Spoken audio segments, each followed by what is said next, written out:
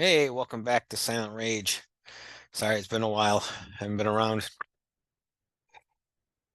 but I wanted to make this video. Sorry again. Yeah, I haven't been around, but I gotta get back on the stick. Basically, reconnect with some old friends, and he was telling me a story that made me think of a bunch of stories I had about keeping certain secrets. Don't tell people things that work too much about you. I won't tell you his story, but I'll tell you about mine, and his kind of is the same thing. Basically, you got to learn to keep things to yourself. When I worked at a bank, 2014, girl behind me who was always nice to my face went and snitched behind my back because I was talking on the phone about doing chef work because I also am a personal chef. When you call in the office, he's like, "Oh, I heard this about was talking about hourly rates or something." I'm like, "Dan, yeah, I do something on the side. I've talked to you about it. You do stuff on the side." He's like, "Well, you shouldn't be talking about that work." And this is the same motherfucker that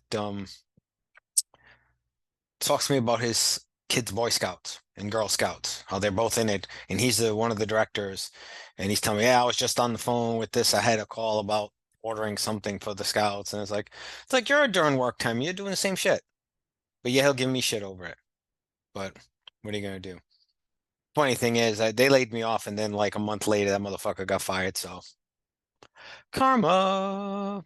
But anyways, yeah, this happened in other jobs too, and actually, I had another friend who told me how one of his coworkers did catering. His wife did catering, and he was sometimes help her on the weekends. And they tried looking for him because they didn't work Saturdays, they didn't work Sundays either.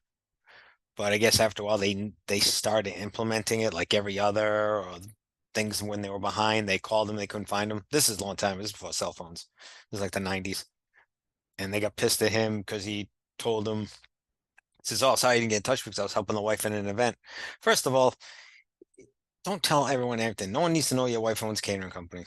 No one needs to know that your husband does this or does that because someone's gonna find out and they're gonna use it against you. They're just gonna use it against you. So it's tough to find a good friend to confide to at work anymore. So I just don't do it.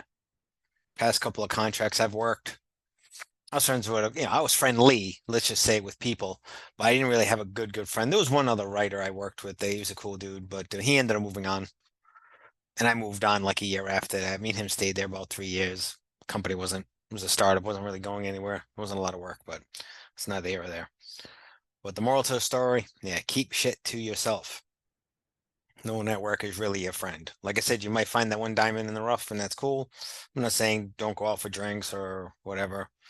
That's not a good idea to tell people too much. And also too, dating at work, but that's a whole other video. So I could tell you some stories from companies there. But anyways, yeah, thanks again, everyone.